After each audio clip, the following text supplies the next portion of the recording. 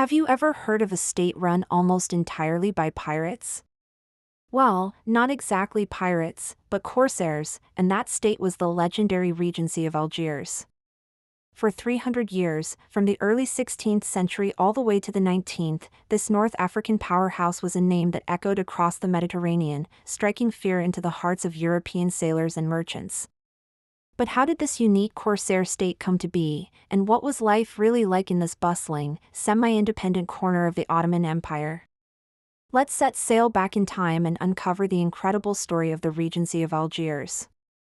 Our story begins in the early 1500s. The North African coast was a chaotic place.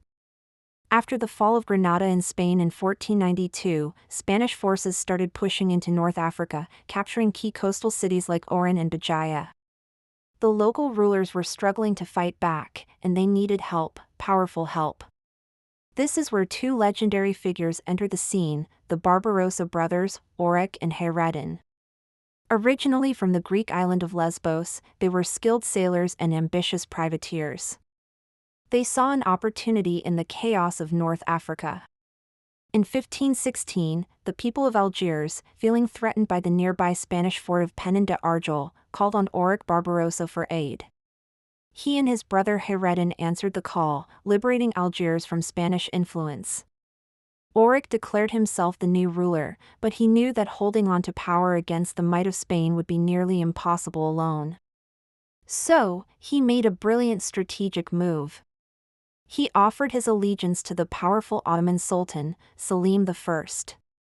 In exchange for Ottoman protection and military support, Algiers would become a province, or regency, of the vast Ottoman Empire. After Auric's death in battle against the Spanish, his younger brother Hayreddin took over. Hayreddin was not just a fearsome corsair, he was a political genius.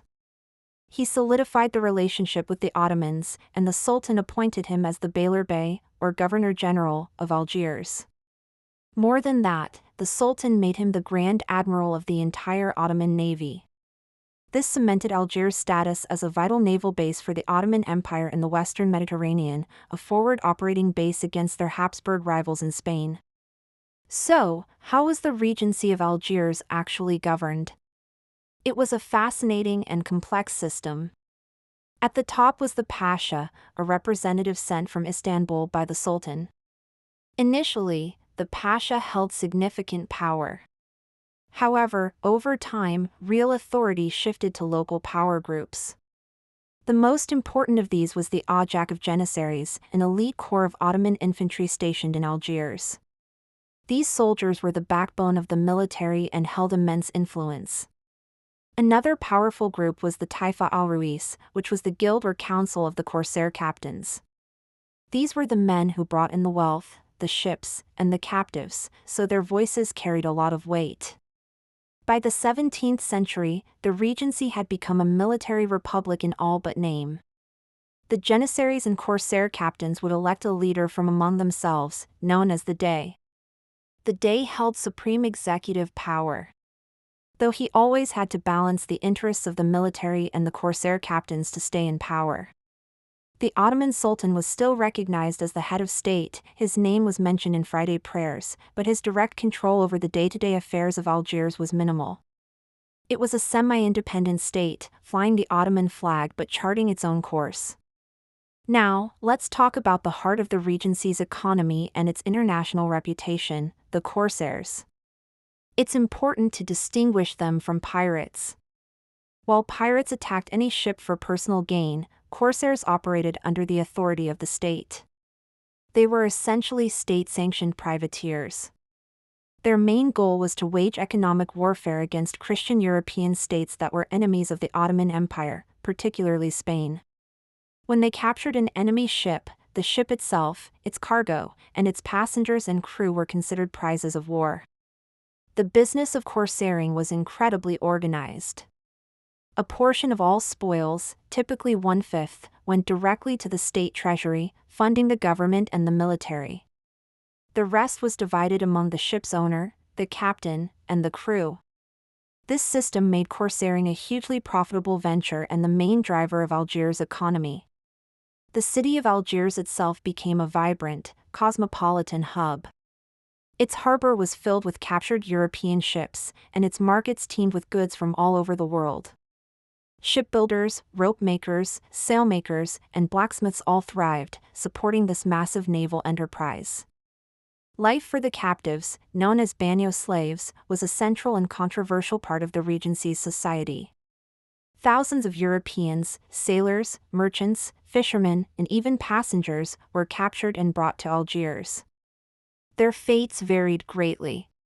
Some were put to hard labor on public works projects, like building fortifications or working in the quarries.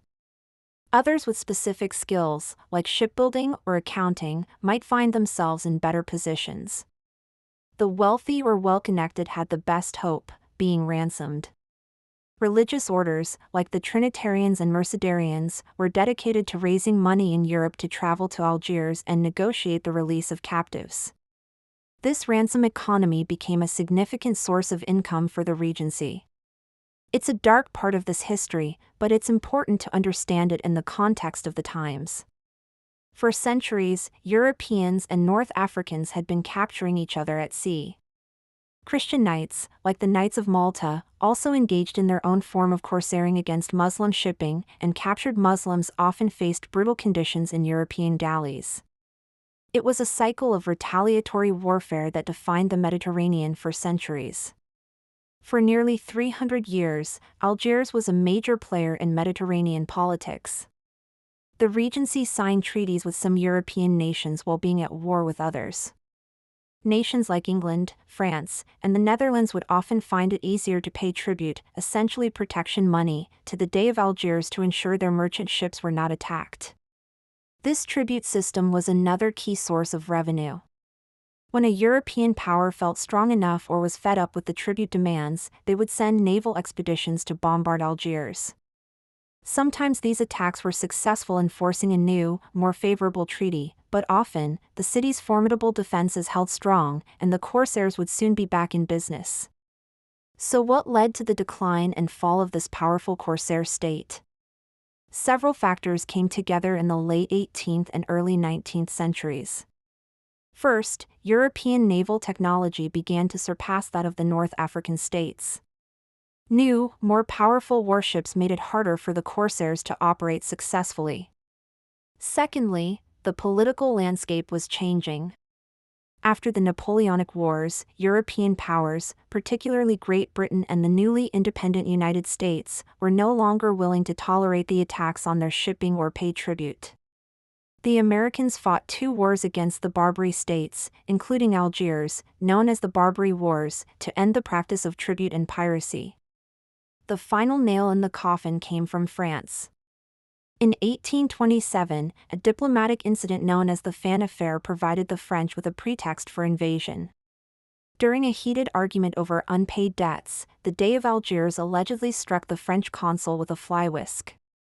Using this insult as a justification, France launched a massive invasion in 1830. Despite fierce resistance, the French forces captured the city of Algiers, ending 313 years of the Regency's rule. This marked the beginning of 132 years of French colonial rule in Algeria. The Regency of Algiers is a fascinating chapter in world history. It was a unique state, a blend of Ottoman authority, local military power, and a Corsair-driven economy. It was a place of immense wealth and power, but also of great brutality and human suffering. Its story challenges our simple definitions of pirates, empires, and nations. It reminds us that for centuries, the Mediterranean was not just a European lake, but a contested space where different powers, cultures, and economies clashed and coexisted in a complex and often violent dance. Thank you so much for joining me on this journey back to the age of the Corsairs. If you found this story as fascinating as I do, please hit that like button and subscribe for more deep dives into the hidden corners of history. Let me know in the comments what other historical topics you'd like to explore. Thanks for watching, and I'll see you in the next video.